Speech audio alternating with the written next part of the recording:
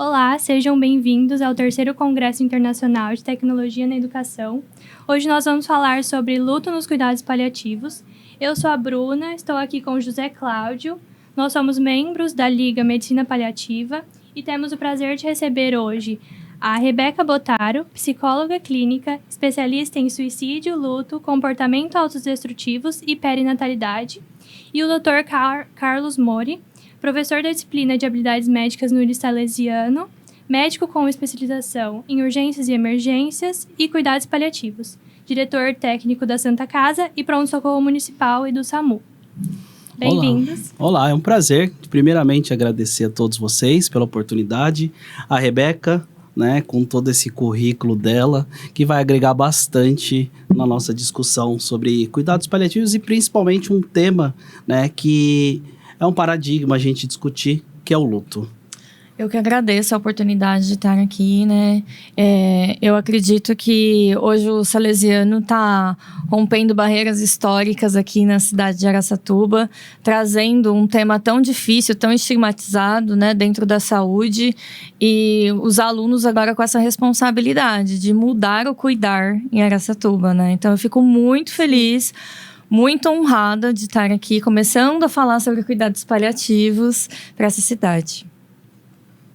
Então tá bom, para a gente começar, só para a gente falar a definição de cuidados paliativos, porque muitas pessoas, né, Rebeca, eles acham que cuidados paliativos é para quem está morrendo, né? E quando a gente vê a OMS, né, é uma abordagem que vai melhorar a qualidade de vida, seja para aquele paciente que esteja na terminalidade ou no seu cuidado de fim de vida, ou aquele paciente que teve o diagnóstico de uma doença que potencialmente, né, leva riscos à sua vida. Então, onde há sofrimento físico, psíquico, social ou espiritual, né, o qual a gente esquece muito, os cuidados paliativos não só podem, como devem fazer parte do tratamento do nosso paciente. Então, a gente vai sempre prevenir e aliviar o sofrimento, identificando precocemente os sintomas, avaliando corretamente e fazendo o tratamento. E uma das grandes, né, outro estigma é quando a gente fala em cuidados paliativos, a gente lembra sempre do paciente com câncer. E, na verdade, não só o paciente com doenças neoplásicas, né? O paciente com doença cardiovascular, o DPOC, doenças neurológicas, pacientes psiquiátricos também podem, né, ser contemplados com os cuidados paliativos.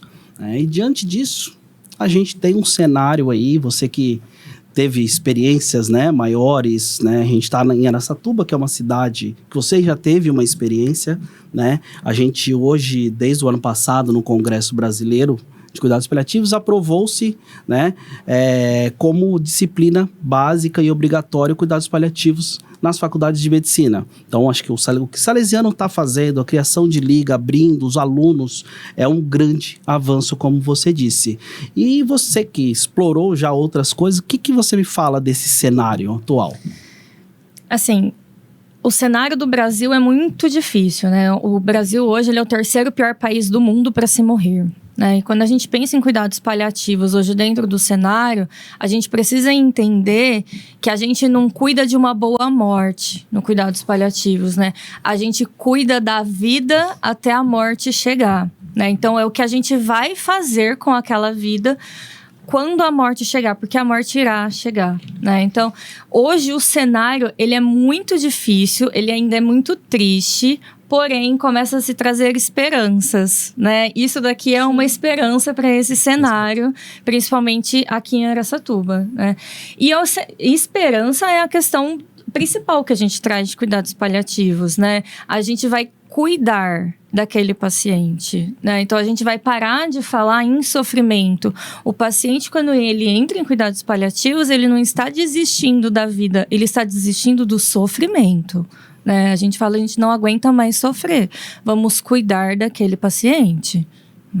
Eu acho bacana essa fala sua, porque quando fala assim, né, em cuidados paliativos, ficou muito evidente na pandemia Covid, né, no Covid veio, né, teve político que falou, né, que são as pessoas, os médicos que vão fazer morrer, né, as pessoas esquecem que dentro do cuidados paliativos a gente vai dar alívio de sofrimento e a gente vai trazer vida à vida.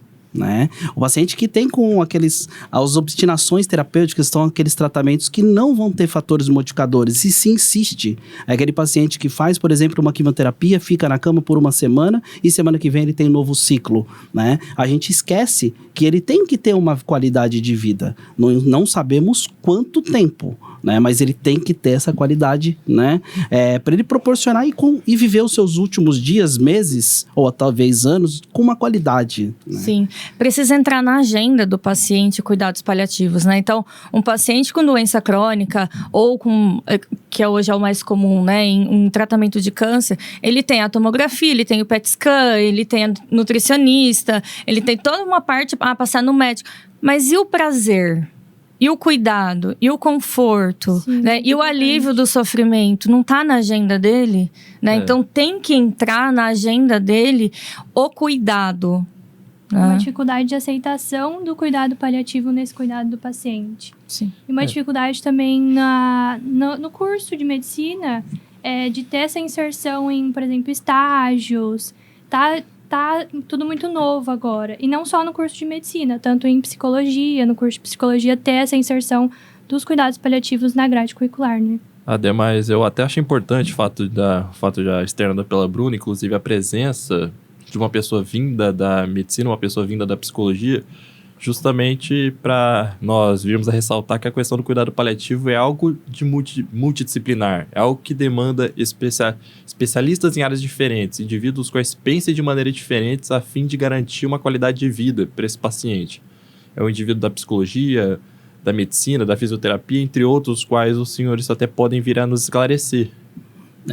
Na verdade, assim, a gente esquece, né? Na verdade, o cuidado do paciente, ele veio mudando com a história da medicina, né? Antes a gente cuidava, sim, do paciente. Depois passou-se a cuidar de doenças. A gente esqueceu que o centro da nossa atenção é o nosso paciente e o seu entorno. A gente trata, por exemplo, um adolescente e a gente esquece que dentro daquele adolescente ele tem vida e ele tem uma família do seu entorno, né? Então, o cuidados paliativos resgata isso, resgata a importância do ser humano, né? Tanto que se fala muito na espiritualidade. E quando a gente fala sobre o tratamento de um paciente como um todo, a gente fala em equipe multiprofissional.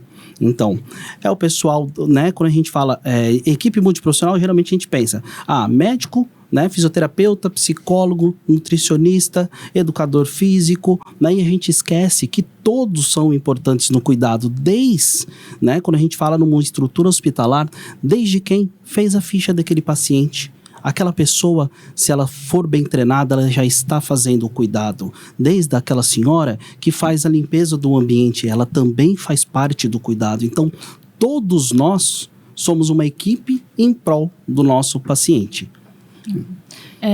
O que eu vejo, falando um pouquinho de questão de dificuldades, eu acho que é muito isso, né? O que eu falo que o Carlos está fazendo aqui é revolucionário, né? Um médico começar a falar de cuidados paliativos aqui. Então, ele vai ter essa força para entrar em cuidados paliativos, porque hoje o cerne da equipe está dentro do médico, do papel do médico. E o médico, vocês aqui, futuros médicos, precisam começar a olhar para esse cuidado e para essa equipe multiprofissional e família como algo essencial para o paciente e não para a doença. Né? Porque o médico ele não vai tratar o paciente de acordo com os seus próprios princípios. Ele vai tratar de acordo com o paciente demanda. Qual é a dor, qual é o sofrimento daquele paciente. Né? Então, ele precisa olhar o paciente em sua integralidade. Psíquico, bio, emocional, social e espiritual. Então, se ele colocar sobre o paciente as suas próprias questões pessoais, medo de falar a verdade, medo de falar de morte, medo de falar sobre a própria vida, o paciente não tem a oportunidade de ser tratado corretamente. Um médico ou qualquer profissional hoje que for tratar a doença e não o paciente, ele não é um profissional capacitado a tratar aquele paciente. Então, a equipe multiprofissional, junto com a família, que a família aqui é um dos mais importantes dentro do cuidados paliativos. Os profissionais, eles não cuidam só do paciente, eles cuidam da família também, porque muitas vezes a família sabe mais sobre o paciente do que ele consegue dizer.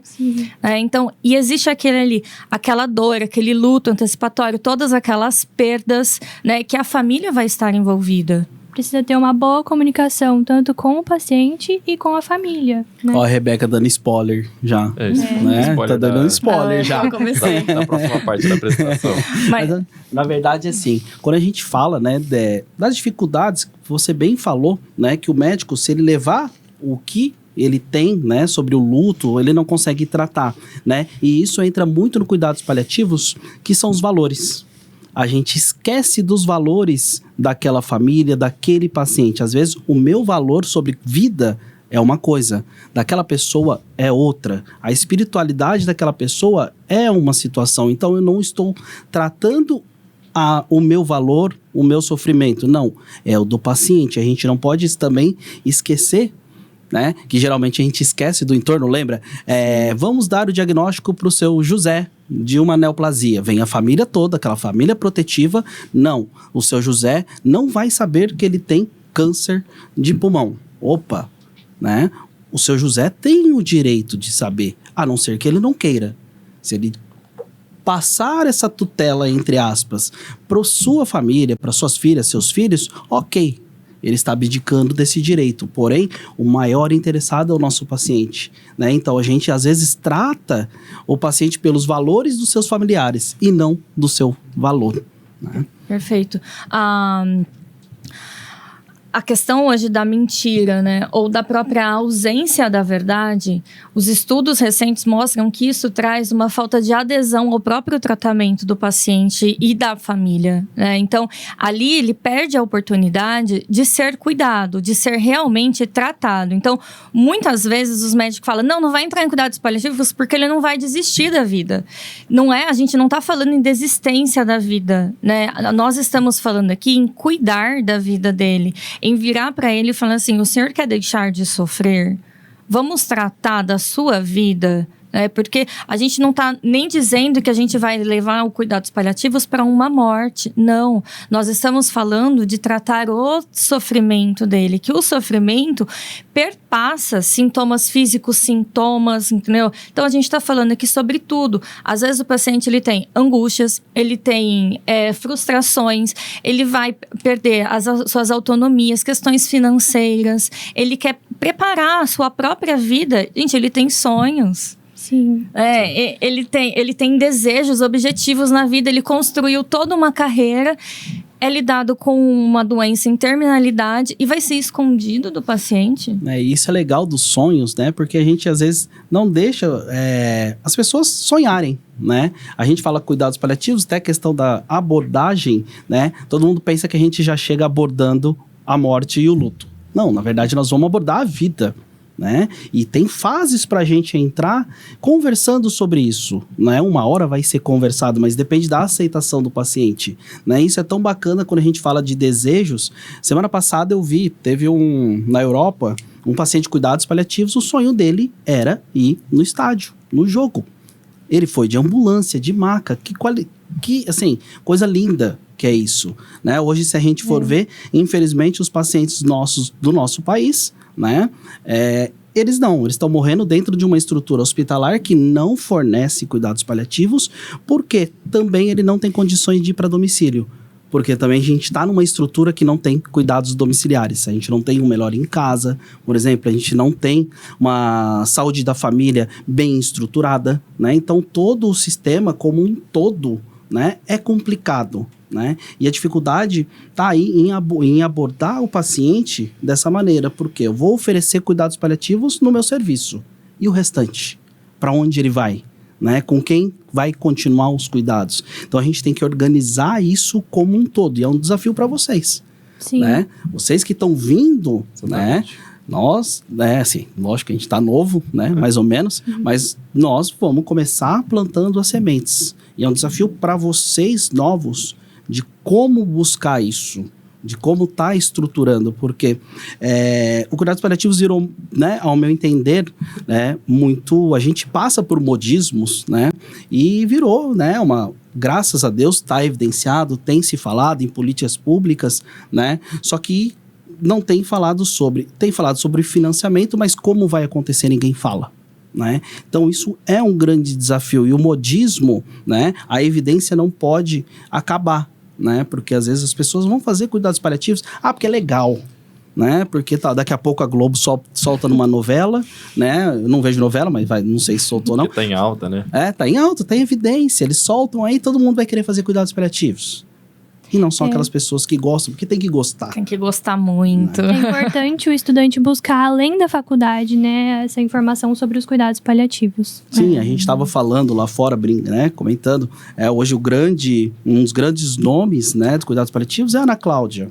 Ana Cláudia, né, acho que todo mundo conhece o trabalho dela, né, então assim, ela é uma pessoa que busca levar conhecimento de cuidados paliativos, seja para todos os níveis culturais, né? Então, ela é uma pessoa que a gente se espelha, né? Mas a gente tem que trazer para a nossa realidade também. E a própria Ana Cláudia, né? Ela tem o maior livro dela, A Morte é um Dia que Vale a Pena Viver, né? E eu tava ouvindo ela esses dias, que ela fala assim, a morte é um dia que vale a pena viver, mas não necessariamente ela seja um dia bonito, um momento bonito de estar ali presente, de se observar, de estar, né, naquela presença daquela morte. Isso não significa que a morte seja bonita, mas se você consegue ofertar um mínimo de cuidado para aquela pessoa em vida, antes da morte, ela vai sim uma morte que vale a pena ser assistida. Porque você sabe que aquela pessoa conseguiu ser minimamente cuidada, né? Então, isso fica para vocês aí, o futuro, né? Que vocês podem estar dentro do pior cenário possível dentro de um hospital, né? Mas se vocês forem o diferente dali, vocês conseguem ofertar cuidado, né? Independente dos seus superiores, dos seus supervisores, que eles não têm essa visão, né? Porque isso aqui é muito novo. Então, vocês vão conseguir mudar o cenário, né? Mas existe uma medicina de anos que não teve cuidados paliativos, né? Então, vocês lá dentro, o pouquinho que vocês conseguiram ofertar de cuidado para aquele paciente, para aquela família, entender qual que está sendo uma angústia, qual que está sendo uma dor, pegar na mão, olhar para ele como uma pessoa e não como uma doença, olhar para ele e falar assim, você é muito mais do que o resultado do seu exame. Porque, por exemplo, o médico pode virar para o paciente e falar, nossa, sua tomografia está ótima, seu PET scan está ótimo, mas o paciente está enfermo, com dor, sofrendo. A família não quer saber o resultado da tomografia do paciente. Ótimo, ela quer saber como ele tá, porque é a família que leva ele pra casa, que fica com ele com dor, que vê tudo, que vê tudo, vê ele sofrendo. É o bem-estar desse paciente. Exato. A gente, né, porque assim, a medicina curativa hoje, né, na verdade, lá atrás, quando me formei, exame de tomografia, meu Deus, tinha que pedir autorização pro diretor clínico, pro técnico, pro administrador, né, do hospital. Hoje não, hoje a tomografia se faz, por exemplo, igual um raio-x quando a gente bate o dedo. Então a gente ficou preso muito a exames e a gente esqueceu do paciente, que é o importante. Às vezes ele não quer, né? Às vezes ele não quer saber.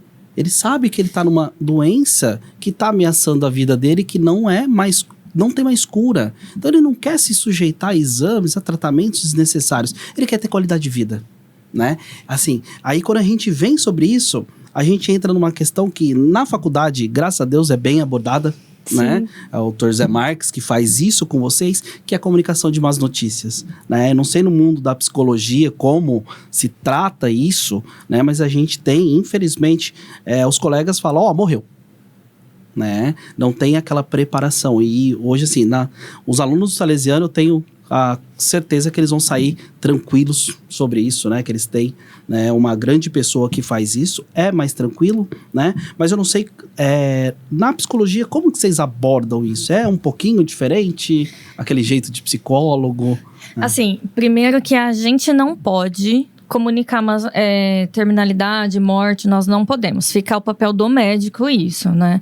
Mas se caso acontece, existe todo um contexto e um rigor que a gente segue para comunicar aquelas más notícias, né? Então, dizendo o histórico do paciente, como ele chega, como ele chegou, o que foi feito, todos os procedimentos que chegou até ali, tudo que a equipe fez e no final, né, estar ali disponível para aquela pessoa e estar. Você falou uma coisa a respeito da comunicação, né?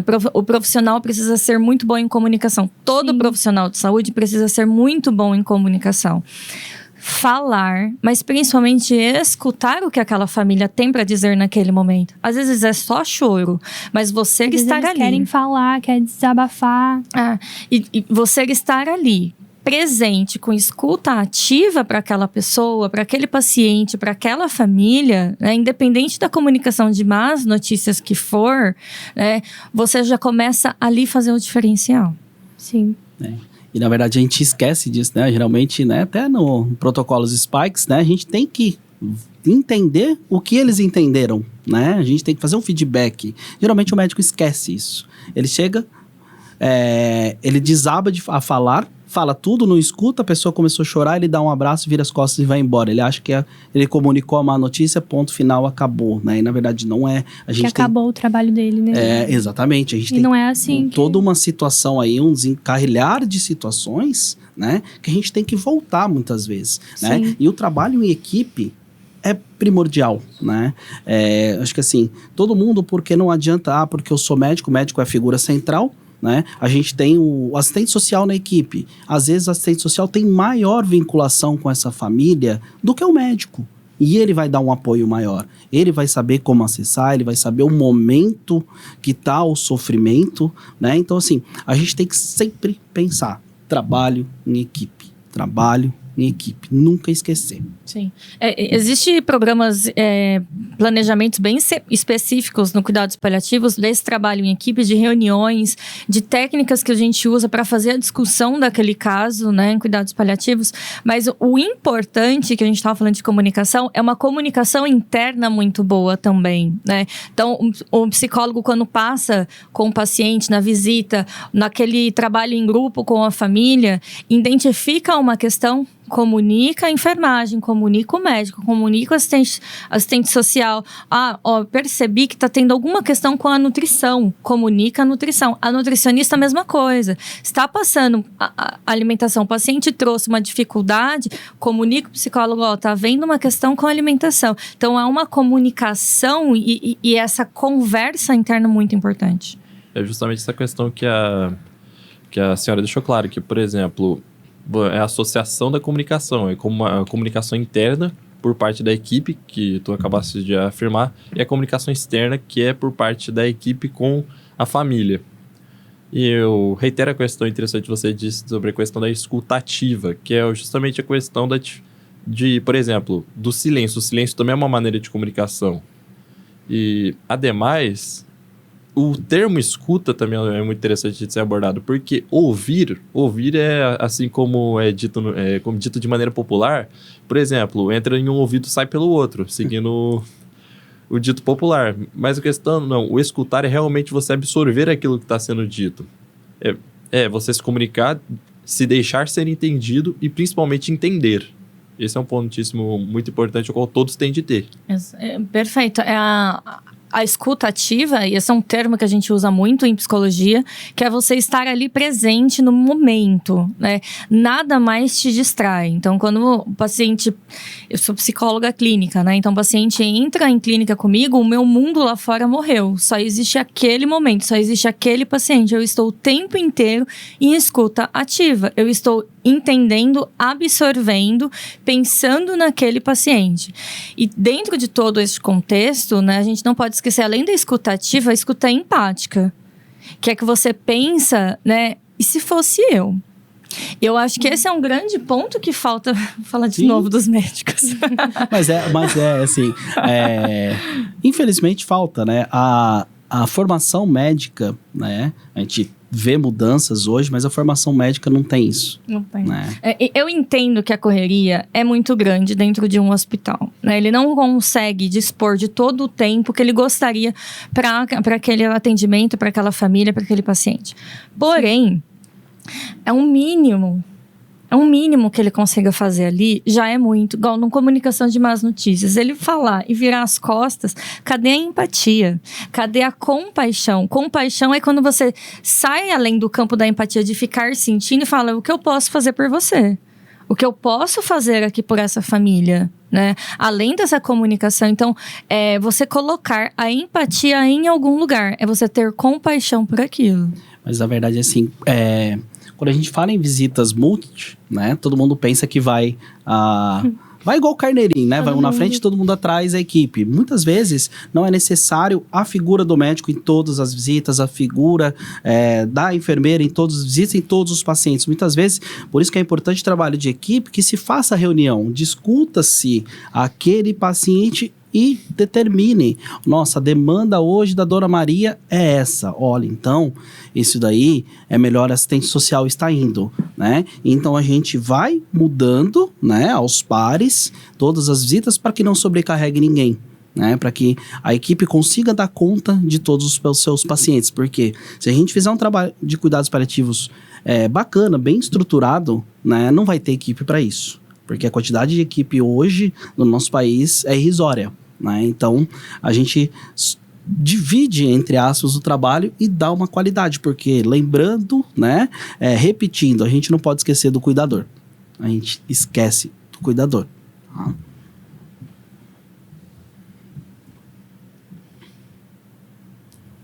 Então, na verdade, né, esse slide, eu acho que a gente já conversou bastante sobre isso, né? A sobrecarga de trabalho. Do cuidador, né? Do cuidador, do médico, da equipe multi, na verdade. Sim. Porque muitas vezes, hoje, o médico não consegue se dedicar exclusivamente aos cuidados paliativos, né? A psicologia também não vai fazer isso, né? Por quê? A gente tem, infelizmente, uma falta de cultura sobre cuidados paliativos, né? Sim. Hoje a cultura é o que a gente falou lá atrás, que é o paciente que está morrendo. Ah, não tenho mais o que fazer, joga por cuidados paliativos, vira as costas, minha parte acabou, jogou para eles, né? Então, assim, e todo mundo está sobrecarregado, né? O hospital está sobrecarregado, né? A atenção básica está sobrecarregada, todos estamos. Então, a sobrecarga de trabalho, às vezes, impossibilita um trabalho humano. Na verdade, entra como uma muleta, né? Porque eu sempre falo que é melhor eu atender um com qualidade do que 10 sem qualidade. Porque aqueles 10 vão voltar. Eu tenho certeza, né? A gente que trabalha na urgência e emergência sabe. O pessoal fala, eu vejo aquele cara de novo aqui. Talvez porque você não fez o seu trabalho direito, né? E isso gera um ciclo vicioso, né? E assim, relação médico-paciente. Não, assim, não vou generalizar, né? Mas tem muito pouco, a gente perdeu-se isso, né? Lembro, antigamente sempre falava, tem que ter uma relação médico-paciente. Hoje, né, se fala-se pouco, né? Mas se cobra-se muito, né? E a porta de acesso, que é o que a gente conversou, que é muito difícil. Volta rapidinho para mim na excesso de trabalho, sobrecarga de trabalho. Tem um termo interessante que o pessoal utiliza na saúde, eu ouvi no Hospital do Câncer de Barretos, que é fadiga por compaixão, né? Então, isso é equipe, porque a gente está falando, além de uma sobrecarga de trabalho em todas as esferas, é um tema muito difícil, né? A gente falar sobre vida, terminalidade e morte, lidar com famílias em intenso sofrimento, pacientes, perdendo seus sonhos ali, vendo o fim da sua vida, em sofrimento, em dor, a equipe se sobrecarrega, né? Então, assim, não só de trabalho, mas emocionalmente, existencialmente. Eu sei que a gente vai entrar na parte do luto, mas eu vou dizer, porque você projeta, né, em cima daquele paciente, você vê seu avô, você vê seu pai, você vê sua mãe, você vê sua tia, você vê seu filho, né? Então, isso vai gerando um excesso que é fadiga por compaixão. Você faz demais.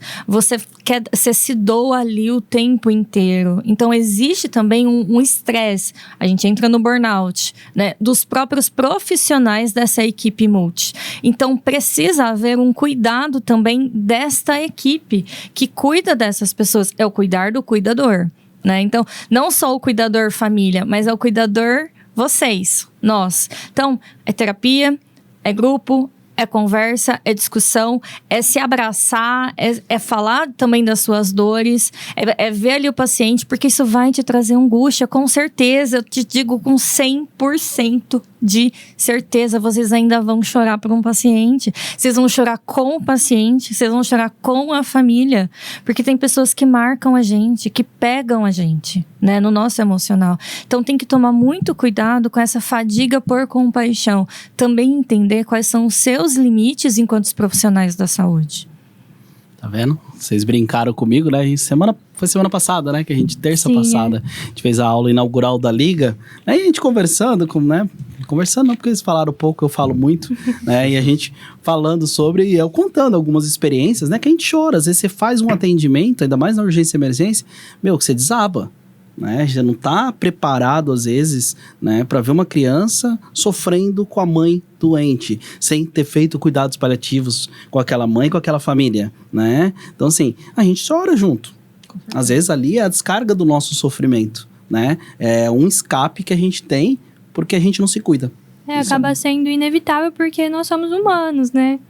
Sim, mas aí se a gente não se cuida, se a gente não faz isso, né, a gente explode. E às vezes a gente explode errado. Né? E geralmente os serviços de cuidados paliativos eles possuem uma retaguarda pros profissionais, né? Para que tire um pouco dessa carga aí. E você quer ver uma situação que eu sempre falo, como é difícil a gente criar consciência sobre alguma coisa. Porque quando a gente cria consciência de algo, a gente não consegue mais voltar para aquele estágio inicial.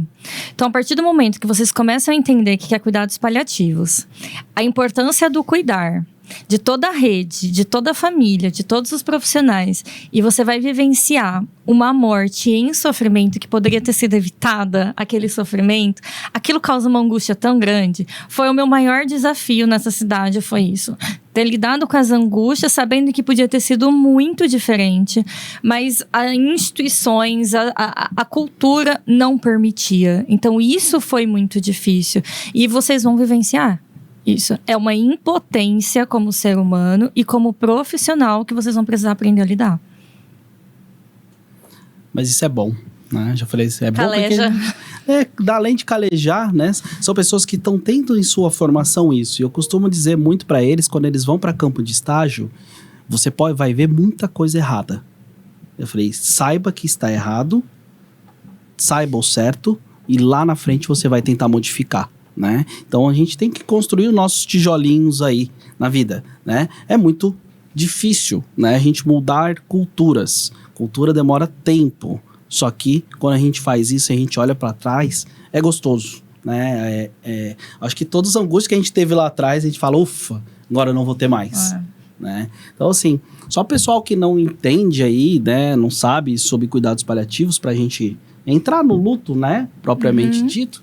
A gente sempre tem que fazer algumas questões, né? Algumas perguntas chaves, né? Eu falo muito na urgência e emergência isso, né? Porque o colega às vezes não sabe fazer cuidados paliativos, não entende, né? Sobre isso, não sabe controlar sintomas e entra muito na questão. Não sei o que fazer, né? A gente brinca, eu entubo o paciente, ponho ele na sedação, acabou-se o meu problema. Então só uma dica aí pro pessoal que tá começando a ver, né? Perguntas chaves aí, tem 2 perguntas principais, né? Você ficaria surpreso se esse paciente fosse morrer nos próximos meses, dias ou semanas? A outra também, né? O quadro agudo é reversível? Por exemplo, aquele paciente com uma neoplasia de pulmão, metastática, metástase óssea, né, cerebral, ele entrou com um quadro de pneumonia associado a uma sepse, eu vou conseguir reverter? Provavelmente não, paciente caquético, né? Então, assim, são coisas pra gente tá pensando, né? Que eu devo ali, na emergência, fazer cuidados paliativos, porque o pessoal esquece que na emergência não faz, né? Eles falam, na emergência não precisa, né? Mas na emergência, geralmente, é a porta de entrada daquele paciente. E depois também onde que o paciente está em sua trajetória de doença, que são os gráficos de doença, né? Que a gente muda. E o principal aí, né? Que a gente veio falando, qual são os valores dos pacientes, né? O que ele tem de valor de vida, né? O valor, gente, né? Quando a gente fala, não são valores financeiros, né? Tanto o dono do Pão de Açúcar até a pessoa moradora de rua tem valores, né? Não é um valor financeiro, são valores de vida, o que ela construiu, o que ela aprendeu sobre vida e ela tem aquele objetivo de vida estruturado. Valores culturais, religiosos, né, daquele paciente, daquela família. Perfeito. Isso. E é o que a gente, né, é bom você ter colocado que a gente esquece muito da questão de religião e cultura no paciente. Quando a gente fala sobre uma anamnese de cuidados paliativos, né, a gente fala que aquela anamnese que vocês aprenderam lá no primeiro semestre com o Zé Marques, né, que ele quer tudo certinho, Sim. né, é a anamnese que a gente faz, né, é a anamnese que eu tenho que saber se esse paciente é casado, que tipo de moradia ele tem, porque também não adianta eu falar em acesso à saúde se esse paciente, por exemplo, ele não tem condições alguma de moradia. Eu falar em cuidados domiciliar, se ele mora próximo de um local que não tem saneamento básico, né? Então, isso muda, né? A religião muda, né? Quem mora perto dele, se tem família ou não, se tem uma rede de cuidado, isso tudo muda pra gente. Perfeito. Cuidados paliativos, ele não tem diretrizes, né? Ele tem princípios, né? Então, a gente se anula para olhar para o paciente, quais são os valores dele, quais são os princípios daquele paciente e levando em conta todos os seus contextos, né? Como era a sua vida antes da doença, quando a doença iniciou, em que estágio estou pegando esse paciente, né? O que ele tem ali de rede de apoio para ele, quais são os seus cuidadores, o que aquele paciente significa, quem são as pessoas que ele ama, quem são as pessoas que amam ele, o que ele significa dentro daquele contexto, porque isso aqui é o que mais vai envolver a questão do luto, quais são os tipos de vínculos daquela pessoa, porque o luto, ele está completamente intrínseco ao vínculo, aí a gente vai falar mais. Olha os spoilers.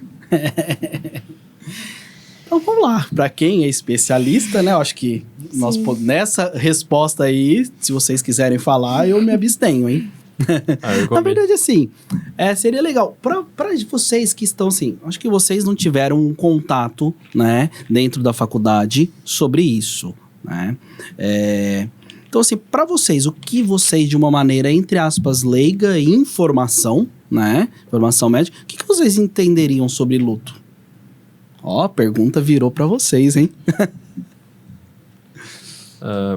Pois bem, eu igualmente poderia me abster, contudo, eu vou cogitar uma possibilidade de resposta baseando-se única e exclusivamente que eu não possuo conhecimento de tal maneira. Eu possuo a visão do luto por meio do luto qual eu já vivi.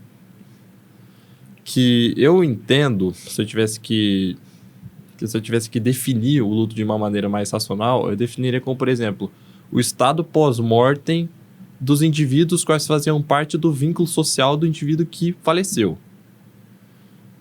Uma sensação de perda, de não ter mais aquela pessoa na sua vida, no seu cotidiano, na sua rotina, porque sente essa falta, né, dela, da presença dela. Sim. Daí vem justamente a questão emocional, que, por exemplo, por essa questão da nossa própria relação, por exemplo, tem a tese psicológica dos estados do luto, que possivelmente a doutora vai abordar, mas tem essa questão que, por exemplo, o luto, pelo menos eu enxergo que o luto, ele, de certa forma, ele nunca se esvai. Por exemplo, tem uma pessoa muito significativa, a qual faleceu há 5 anos, a qual eu praticamente todos os dias lembro dela. Contudo, eu, no caso, eu deixei, por exemplo, de ter a questão da raiva, deixei de negar, eu aceitei a partida dela e, na atualidade, justamente me serve como um exemplo. Justamente serve que, por exemplo, a minha dedicação na questão acadêmica, a minha dedicação de vida, além de serem para as pessoas que estão conosco, além de ser para a minha própria autorrealização, também é direcionado a essas pessoas que partiram, como uma maneira de, no caso, os fazer uma homenagem. Então, eu enxergaria assim o luto. Fez a pergunta com você. Não, você fez a pergunta perfeita, né? Não, lindo o que vocês disseram, porque o luto é isso, né? Ele é um processo natural. né? E quando eu digo processo, é que ele não tem início, meio e fim, né? E todos iremos passar de maneiras diferentes pelo luto, né? Então, ele está intrínseco em nós, ele é natural, ou seja, ele ocorre de forma espontânea a partir do momento que se cria um vínculo com qualquer pessoa e consigo mesmo, porque há o luto próprio da sua própria vida, né, das suas perdas, né? Tudo que vocês disseram aqui tá perfeito, né? E na verdade, assim, a gente tem uma questão também cultural, né, do luto, né, também da morte, do luto. Quando a gente fala em morte hoje, culturalmente tem que se morrer no hospital, numa estrutura hospitalar. Antigamente, né, se morria e fazia velórios em casa. Então eu acho que o luto era mais aceitável, e a gente não pode esquecer que o luto pode começar com os nossos filhos, quando ele perde o seu peixinho, né, quando o hamster vai a óbito, né, morre, né, quando o cachorrinho também. Eu acho que a gente tem que preparar, a gente super protege, eu acho que nesses momentos, nossos filhos, né, os menores, a gente super protege no sentido de que, não, vamos ou comprar outro, ou faz subterfúgios aí, né, para que ele não vivencie isso. Mas na minha visão, né, eu acho que isso é importante, que a criança passe por esse processo, né, trazendo que, vamos enterrar então o peixinho, esse peixinho virou uma plantinha, né, essa questão de transformação, né, porque quando a gente fala em morte, a gente fala em transformação também. Perfeito, é a psicoeducação para o luto, né, então um dos processos que a gente começa a entender e explicar quando uma pessoa chega em luto é a psicoeducação para o luto. A morte é um processo natural, né? Ele é o estágio final do nosso ciclo vital. Todos iremos passar, né? E existe uma dificuldade muito grande das pessoas entender sobre a morte, aceitar a morte. Completamente normal, né? Esse sentimento precisa ser acolhido, mas é porque aonde começou o erro? Na falta de ausência de falar sobre morte do peixinho, do coelhinho, do cachorro. Sim. E tentar substituir aquela morte. E a gente entra num outro ponto muito importante, a que a gente não substitui. É impossível, né? O luto, ele é extremamente individual. Por quê? Você pode perder várias pessoas da sua família e sofrer por uma, e pelas outras nem tanto. Isso pode gerar culpa, né? Por que eu não tô sofrendo pelaquela outra pessoa e tô sofrendo mais por essa? Porque existe um vínculo maior ali. Então, quando a gente pensa em luto individual, ele tem a ver com o vínculo que você tem com aquela pessoa. O que aquela pessoa significava na sua vida. O que você significava para ela. Qual o papel que um existia na vida do outro. E nós tínhamos falado da boa comunicação do médico, né, com a família. E essa boa comunicação, ela pode proporcionar uma melhor aceitação daquela perda? Com certeza, né? A gente vai falar até outro spoiler, né? A gente vai falar, acho que o próximo slide, né? Se você quiser passar, né? Não, é no outro ainda. Mas a gente fala no luto antecipatório também, né? Mas assim, te chega lá. Tá. Só que assim, quando a gente faz uma comunicação, a gente faz uma preparação, né? Isso é importante, né? Não que isso vai ter menos sofrimento, vai ter, né? Por conta do valor, do vínculo, né? Vai ter sofrimento, mas talvez a gente amenize as fases, né? Para esse paciente, porque ele estava preparado, a família estava preparado que esse paciente, ele já estava chegando no seu fim de vida.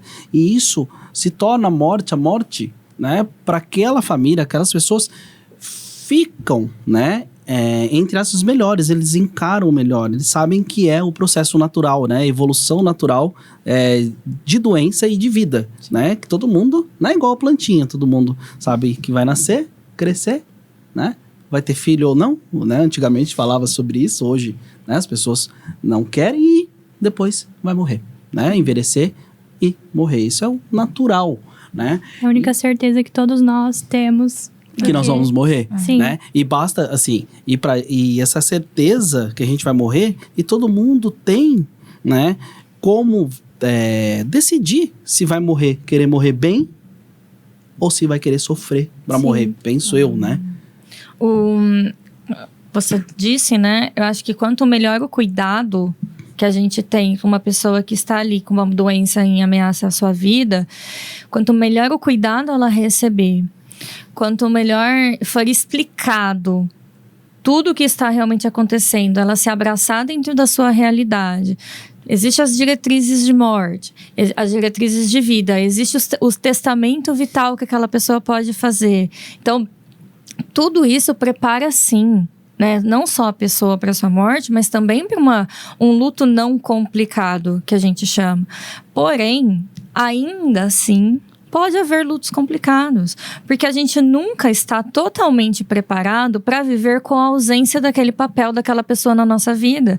A gente imagina, tá com uma pessoa ali numa situação terminal, começa a se preparar, começa a falar com ela, né? Feito todo um trabalho bonito da família de falar, de deixar escrito, a pessoa escreve, você se despede da pessoa. Nós estamos falando aqui do cenário perfeito. Mundo ideal, do né? mundo ideal, tá? Mas ainda assim, a pessoa nunca sabe se ela tá realmente pronta para viver uma vida sem aquela pessoa, né? Porque o quanto aquela relação, às vezes tinha simbiose, né? O quanto aquela relação, um necessitava realmente do outro, às vezes, para respirar. Então, a gente tem lutos muito complicados que chegam e a pessoa tem que agora redescobrir quem é ela em vida sem aquela pessoa. Então, ela começa a adquirir novos papéis em vida sem ter aquela pessoa viva como referência. Porém, você trouxe uma coisa muito bonita. Você pode viver por você, mas você também pode viver por quem se foi. Então, a gente começa aí um processo de ressignificação do luto. Sim. E falando, né, em processo, né, pra gente trazer alguma coisa nova aí da vida pós um luto, né, isso aí cada um com suas experiências, né, vão viver. Tem gente que fala que, eu não tenho luto. Toda perca vai ter um processo de luto? Não necessariamente.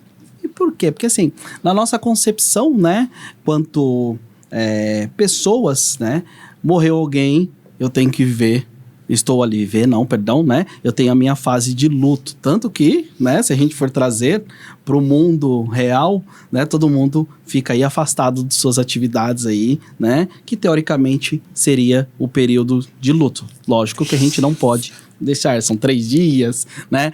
Servidor público às vezes tem uma semana, né? Não sei como que eles conseguiram quantificar, né? Um dia eu quero descobrir isso, né? Então, mas assim, tem gente que fala que não tem, né? Eu não tenho esse processo. Então, toda perda vai ter um processo de luto? Não necessariamente, né? Porque a perda, ela não implica só perdas, vamos pensar, da pessoa, né? A gente pode trazendo cuidados paliativos novamente, a gente pode ir perdendo muitas questões da própria pessoa, né? Então, ela perde o seu papel profissional, o seu papel social, a sua integridade física, né? Então, a dependência, enfim. Então, existem vários tipos de perda. Mas vamos combinar que dependendo do vínculo que você tem com a pessoa que se vai, não necessariamente é um luto, pode ser até um alívio.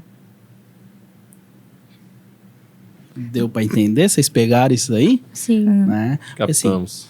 Porque assim, a gente tem muito, né? Quando a gente fala do cuidador, a gente tem muito sofrimento. A gente vê muitas pessoas que abdicaram de suas funções no dia a dia, né? Pessoas que tinham um trabalho bom, uma certa condição, né, social, né? E ela abandonou isso para fazer o cuidado do ente querido. Talvez nem porque ela quis, por obrigação, pela vinculação que ela teve, né? Pelas histórias de vidas que tiveram juntos, e ela abdicou. A hora que ela perde aquela pessoa, é um alívio, né? Ótimo, acabei, mas o que eu vou fazer da minha vida? É um alívio e, ao mesmo tempo, ele vai ter que se redescobrir, né? Vai ter que se programar, vai ter que dar... Infelizmente, a vida não é igual a gente pegar o computador, apertar o botão de reiniciar e vambora. Né? Infelizmente é isso, por isso que é importante que a gente prepare todo o paciente, né? Toda a família tenha, né, essa antecipação, essa programação que uma hora vai acontecer. Por isso é interessante as diretrizes antecipadas, o testamento vital e, né, esse cuidador esteja inserido numa rede social que a hora que tiver, né, o processo de morte, que ele continue vivendo, né? Que a gente esquece disso, né? E lembrando que o cuidado paliativos não acaba na hora que você declara o óbito. Declarei o óbito, acabou minha responsabilidade com esse paciente, com essa família. Não.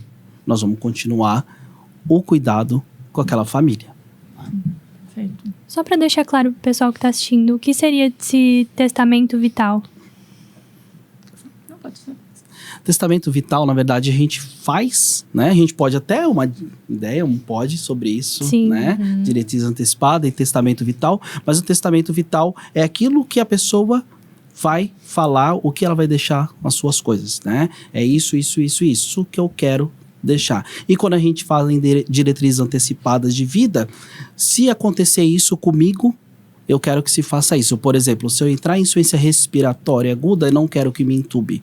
Se eu tiver um sangramento que não consiga conter, eu não quero que eu vá para uma sala cirúrgica, né? Então, isso daí é diretriz antecipada, você vai falar o que você quer. As né? vontades desse paciente. Isso. Quando ele não tiver E os dois, apto para... quando estiver apto para decidir. Por isso que é importante que se aborde. Mas a gente tem momentos para fazer essa abordagem. Sim. Eu não posso simplesmente você chegar no meu consultório, eu já falar para você, vamos fazer o seu testamento, né? Ou, vamos fazer sua diretriz? Não, uma coisa de cada vez. E não esquecendo também, assim, dos desejos que aquele paciente ainda quer realizar em vida, né? Então, uma maneira até da gente conectar ele na vida num momento de terminalidade, né? O que ele ainda deseja realizar? Tem paciente que gostaria de ver a praia. É possível a gente realizar isso? Né? Vamos levar de cadeira de roda? Eu tinha o sonho de andar de balão.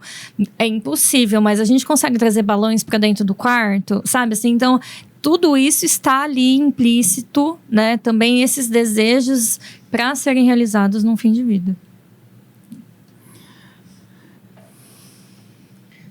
E o que a gente tem, né? O que a gente espera, né? Do luto, né? A reação esperada. Porque assim, a nossa concepção, né? Quando a gente fala em morte, em luto, é uma pessoa gritando, chorando, né? Às vezes se automutilando, né? Às vezes não quero viver, depressiva, fechada num quarto. É só isso que a gente tem? Não. Não sei se vocês têm alguma coisa para acrescentar ou é essa imagem que vocês têm? Essa imagem mesmo, igualmente né? eu pulso essa imagem do indivíduo negando veementemente que aquilo não ocorreu. Igualmente. Também. O luto, dependendo de quem se vai para a pessoa, pode ser um trauma, né? Então, a gente pode esperar qualquer atitude de uma pessoa enlutada, né? Então, a gente não tem nenhuma reação a ser esperada, né? Tem gente que fica meses sem derramar uma lágrima, que segue com a vida completamente normal. E aí vai entrar em contato com aquela morte, com aquele luto, com aquela dor meses depois. Tem gente que se desespera e joga no chão. Gente, não existe regra para luto. Da mesma maneira que não existe início, meio e fim, não existe fim para luto. Não existe fim para luto. Acho que esse é um spoiler aí também. Mas a gente não pode esperar nada de uma pessoa em luto. Cada um vai ter uma reação. Porque por mais que seja cuidado para aquela pessoa chegar em morte, a gente nunca sabe como a gente vai reagir, né? E eu costumo chamar para meus pacientes, quando eu faço uma psicoeducação com eles, a respeito de morte, a respeito de luto, culpa, né? Que pode gerar o alívio de um luto, o alívio de uma perda pode gerar um alívio, né? Então, pode gerar uma culpa, né? Então, como que a gente lida com aquela culpa naquela perda? Como que a gente lida com tudo isso? O luto é uma montanha-russa. O que é uma montanha-russa? Tem dias que você está muito bem. Aí passa uma folha na sua frente. Você lembra daquela pessoa. Aí eu costumo falar assim, te pegou de calça curta. Você não estava preparado para aquilo. Quando você se vê, você está chorando no meio da rua, você está olhando para o nada, lembrando da pessoa, né? E aí vem a depressão, vem a queda da montanha-russa. Então, a sua vida, a partir do momento que você perde alguém que tinha real importância na sua vida, que havia um vínculo muito bem estabelecido, que aquela pessoa era muito importante para você, a sua vida, a partir daquele momento, está numa montanha-russa. É óbvio que com o passar do tempo, com cuidados, com tratamentos, com entendimentos daquele vínculo, da ressignificação daquela morte, os picos começam a ficar maiores do que as quedas. Mas sempre haverá. E esse sentimento de culpa de você não ter feito algo, de você talvez não ter, ter visto aquela pessoa, ter feito mais por aquela pessoa, né? Mas é importante, como você tinha falado, de ressignificar essa morte e ver o lado, tipo assim, a importância de você ter vivido com aquela pessoa, o que aquela pessoa representou na sua vida, né? Perfeito. Eu costumo dizer assim, que o ser humano, num momento de luto, ele se agarra na dor, né? Óbvio. E onde ele se agarra na dor? Normalmente na culpa. Porque a culpa, ela fica martelando na nossa cabeça e ela fica o tempo inteiro fazendo a gente se sentir mal. Né? Então, em vez de começar a olhar para a morte com outros olhos e olhar para a vida da pessoa que se foi, a pessoa fica agarrada na culpa para sofrer. Então, a gente inicia ali um próprio perdão, né? Tirar a culpa daquela pessoa que ela fez tudo o que ela podia.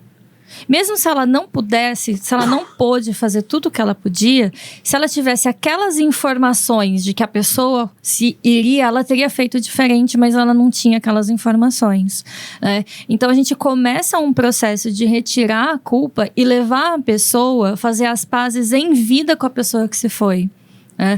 Olhar para a vida daquela pessoa, olhar para as relações que elas tiveram em vida, né? E o que ela pode fazer agora com aquela pessoa em morte, para a vida daquela pessoa, que foi o que ele falou. Sim. Eu posso viver pelaquela pessoa.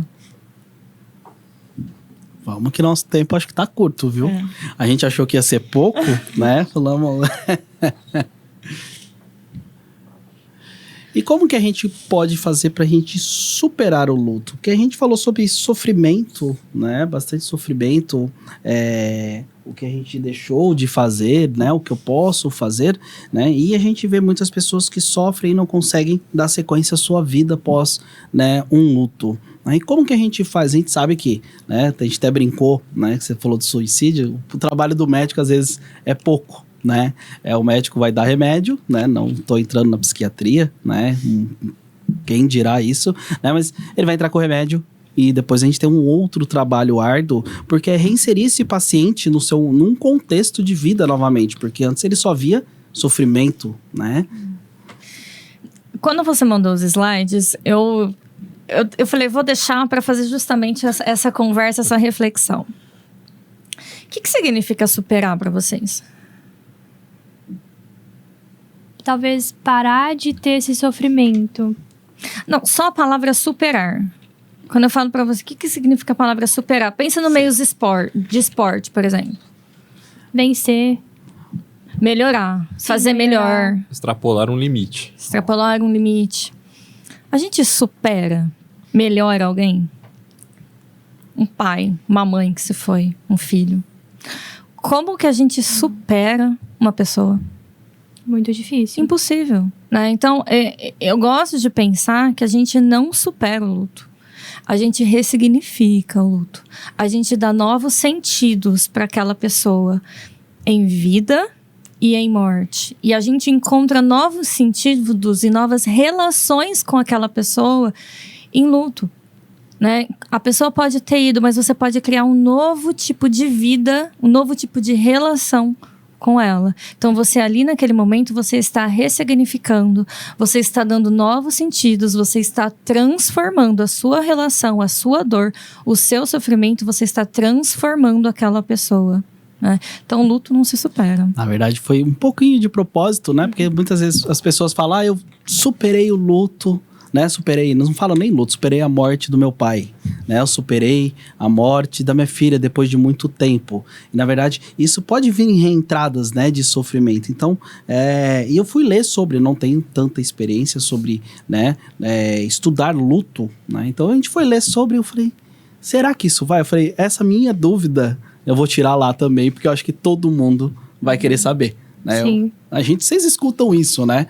Como que eu supero o luto? Eu vou superar? Eu superei, né? Perfeito.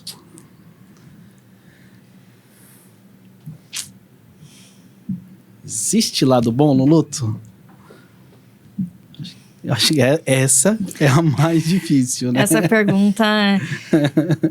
Existe lado bom no luto? Existiria se ele não existisse, né? Eu acho que se as pessoas fossem para sempre, né? Mas eu acho que quando a gente começa num processo terapêutico a dar vida, a transformar aquela dor em vida, a se reconhecer sem aquela pessoa, né? E começar a fazer tudo isso que eu falei antes, né? Dessa ressignificação, você começa muitas vezes a até entender por que a pessoa se foi.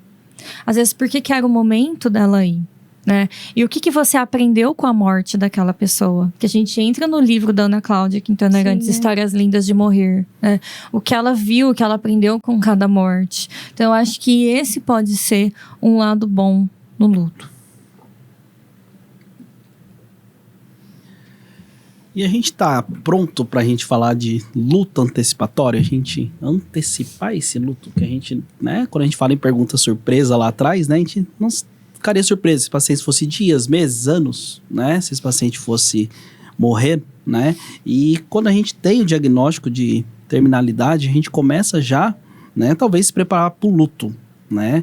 Mas a gente trazendo no nosso, porque quando a gente fala, vai procurar bibliografia, coisas de cuidados paliativos, a gente tem trabalhos europeus, americanos, a gente não tem muita coisa no Brasil, né? O país são por experiências, né? Que nem a Ana é uma precursora, tem a Ana Mi, que foi uma, né? Que viveu cuidados paliativos, né? Uma história muito bacana, né? Então a gente geralmente são as experiências. E se a gente for ver por valor cultural, né? O brasileiro, né, na minha visão, ele não tem condições alguma de fazer isso, porque ele não tem uma estrutura básica de valores e não tem também uma estrutura básica de cuidados. Não sei se você concorda. Concordo, é o que a gente falou sobre a respeito de cultura, né? A cultura do país, ele não tá pronta para falar de morte ainda, né?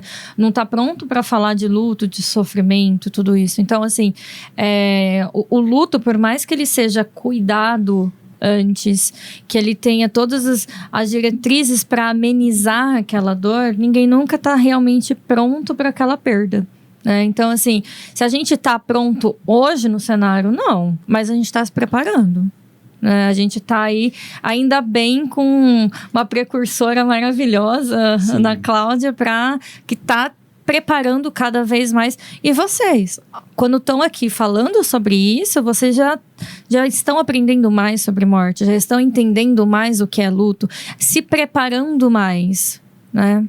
É um estigma muito grande e um medo de falar sobre a morte. As pessoas têm um medo de falar sobre isso, né? Sim, porque morte, né, é igual, né, para as pessoas, sofrimento. Sim. Né? Quando, na verdade, o falar sobre ela ajuda a entender melhor e aceitar. Não, e assim, o interessante que assim, já começa o sofrimento, né? Porque a pessoa, primeiro, né? Ela tem que pensar, o que eu vou fazer? Porque você já viram o sofrimento que é para enterrar alguém? Primeiro, o médico vai lá, constata o óbito. Vamos pensar no domicílio, eu dentro do SAMU. A partir de então, eu faço a declaração de óbito. Essa família tem que ir lá até o serviço funerário. Esse corpo fica na residência por horas.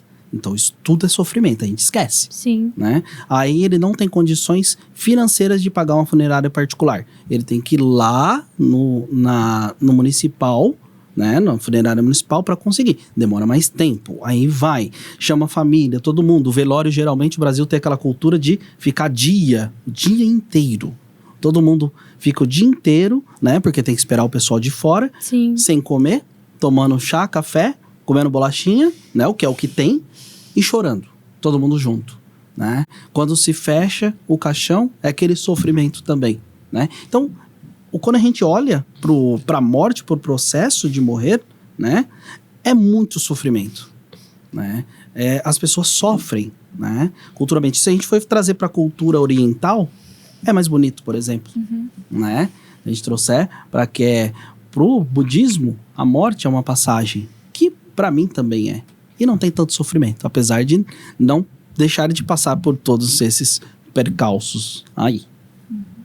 Antes do doutor citar essa questão do entendimento da morte oriental, eu igualmente pensei, quando foi citada pela doutora Rebeca, justamente a questão de que, quando nós pensamos até na própria América Latina, o entendimento, por exemplo, analisemos o Dia de Finados aqui no Brasil e o Dia dos Mortos lá no México.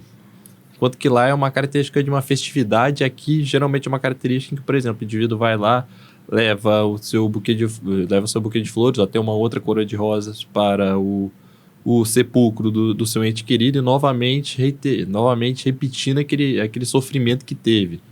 Compensação lá já é uma característica festiva, já é uma característica, por exemplo, eles não comemoram necessariamente a partida, mas eles comemoram que a pessoa foi em vida. Sim. É porque é justamente o que eu estava falando da questão cultural, né? O Brasil não tem uma cultura e uma psicoeducação para a morte, né? Maria Júlia Kovacs, ela é uma professora da USP e ela tem uma pesquisa muito grande sobre educação para a morte, tá? Eu acho que vocês poderiam começar a estudar a Maria Júlia. Ela tem livros maravilhosos, né? E quanto mais a gente estuda a naturalidade da morte, mas a gente começa a mudar a cultura e o entendimento de ser algo natural. Sim.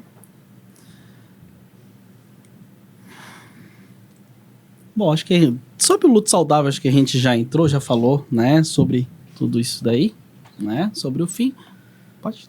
Pra gente, né, finalizar, o nosso tempo também tá curto, né, que o cuidado paliativo nos lembra de que a melhor decisão é sempre a que respeita os desejos e os valores de nossos pacientes. É uma mensagem que a gente quer deixar, né? Eu agradecer Rebeca estar aqui, né, com o seu tempo, vocês também, a oportunidade que a gente tem. Só que pra gente finalizar, amarrar, você termina aí do seu jeito e para você dar uma dica aí, né? Você citou alguns autores, né? Dá uma dica pro pessoal, né, de um livro para que eles possam estar lendo sobre isso. Acho que é bacana e depois eu falo de um filme. Um só? Pode ser falar mais. São vários, Eu né? tenho uma coleção. Vai estar gravado e o pessoal vai pausando e vai anotando. Não, eu acho que a gente pensar em cuidados paliativos. Se eu pudesse, né, deixar aqui a mensagem clara se coloca naquele lugar. Faça o que vocês gostariam que fizessem por vocês. Né? Então, assim, cuida daquele paciente, cuida daquela família como vocês gostariam de estar sendo cuidados. Como se fosse um parente seu precisando daquele cuidado. Então, melhora a qualidade de vida do paciente. A gente não está falando de boa morte, a gente está falando de cuidar da vida do paciente até ele encontrar a morte naturalmente. Faça cuidado, aprenda de verdade o que é cuidar do paciente. Né? Então, o mínimo que vocês fizerem pode ser o máximo, pode ser enorme para uma família, né? E hoje vocês aqui estão assumindo uma grande responsabilidade, estando na Liga de Cuidados Paliativos. Eu vou repetir, eu tô muito feliz. Vocês não têm noção quanto eu fiquei emocionada com esse convite. Eu falei, eu não acredito que finalmente, né, a gente tá tendo essa abertura. Vai ser bater em muita pedra ainda, mas vocês vão conseguir, né? Eu tô aqui para o que vocês também precisarem, né? Eu amo isso daqui, eu amo cuidados paliativos, né? E eu acho que quanto mais vocês tentarem entrar com cuidado, melhor a cidade tem a ganhar. Né? Então, eu tô realmente muito feliz, né, de vocês poderem estar falando sobre alívio de sofrimento. Livros. Todos da Ana Cláudia Quintana Arantes. Todos, né? Principalmente o primeiro. Eu chorei do início ao fim. O primeiro e o segundo, né? A Morte é um Dia que Vale a Pena Viver. Histórias Lindas de Morrer. Terceiro, Para a Vida Toda Valer a Pena. Né? Os 3 livros dela são manuais para cuidados paliativos. Né? Temos também os 3 livros da Ana Mi. Ana Mi foi uma paciente oncológica, quase 15 anos. Ana Cláudia e ela são muito amigas, eram muito amigas, escreveram livros juntos. A Casa Paliativa, elas fundaram juntas, né? Então, assim, a Ana Mi foi 10 anos de cuidados paliativos. E o primeiro livro dela é Enquanto Eu Respirar. Os 2 últimos livros eu não vou lembrar, mas...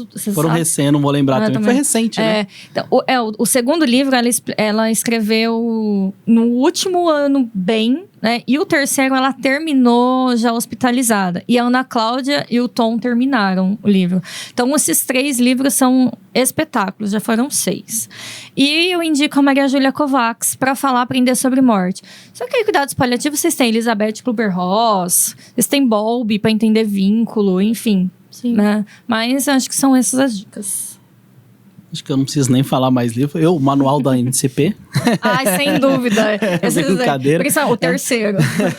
E tem na Netflix, tem mais filmes, mas tem um que chama Diário de Tommy. Dentro da Netflix. É um livro, um filme, perdão, né? Sensacional, tem alguns errinhos ali de questão de sedação paliativa, mas a história dele, o modo, né, de caminhar, né, o cuidado é muito bacana. Não sei se você já chegou a ver. Maravilhoso. É muito legal. E é assim, passa rapidinho o filme, é um filme legal de se ver. Certo? Certinho, obrigada. Muito obrigada pela presença de vocês. A gente que agradece e parabéns por vocês estarem numa liga tão difícil. Obrigado. Obrigada. Muito obrigado, gente.